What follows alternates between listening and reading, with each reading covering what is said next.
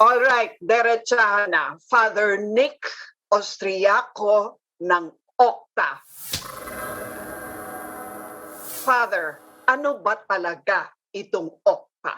OCTA is an independent research group not affiliated with the University of the Philippines, with scholars from different institutions from all over the country. Our primary goal is to look at data, especially the DOH data drop that is provided every day at 4 p.m., and to look for patterns in that data.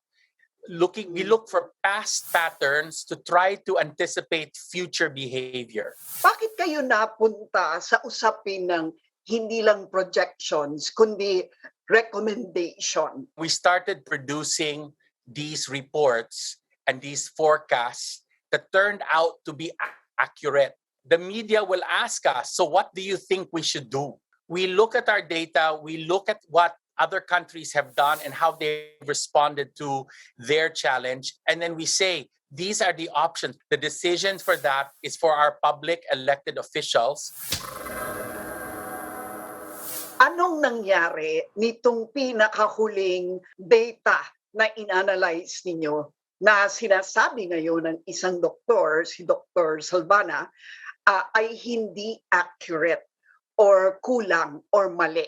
Dr. Edsel is correct that the most recent data of the DOH is always full of problems because this is a pandemic. So there are changes, the data changes, but we know that. And there are mathematical tools and scientific strategies to compensate for that uncertainty.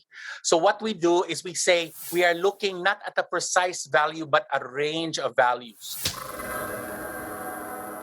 How do you think an investigation of OCTA will help address our present situation with Delta and our future pandemic actions? I am praying that this investigation will highlight the importance of science.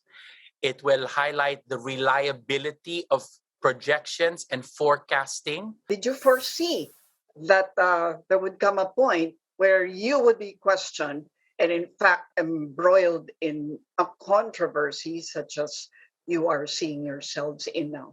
I expected more from our elected representatives. I did not expect to be drawn into a political drama. I am disappointed that we end up this way, but I am still hopeful that truth will prevail, that science will prevail, and that our common desire to serve the Filipino people, especially during this global crisis, will allow us to become one rather than what we are now, divided and politicized. Okay, as a scientist, how would you assess the way this government is handling the pandemic? Their strengths and weaknesses. I am very impressed, for example, with the vaccine deployment. What are the weaknesses? Our borders are leaky. So those variants did not arise in the Philippines. So Alpha, Beta, and now Delta entered the Philippines. So clearly, our borders are leaky. What about this Delta variant? Anong maling basa natin dito sa variant na ito? Tsaka anong projections ninyo sa variant na ito? If you look at the 3 previous surges, they always started in the NCR and then they spread. And now we are seeing surges.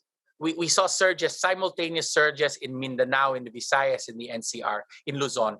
And, I think many of us suspect that it had to do with the loose quarantine in the province of Cebu several months ago. The government properly has to hopefully put into ECQ, like they put Manila into ECQ, the other hot spots for 2 weeks, circuit breaker to simply halt the spread.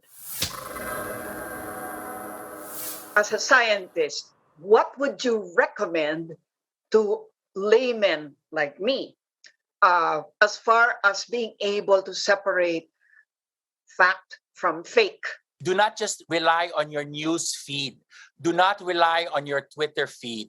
Go to reliable sources and then compare reliable sources. right? And then use your judgment to try to discern which is true. Go look for people who have spent years trying to prepare for something like this.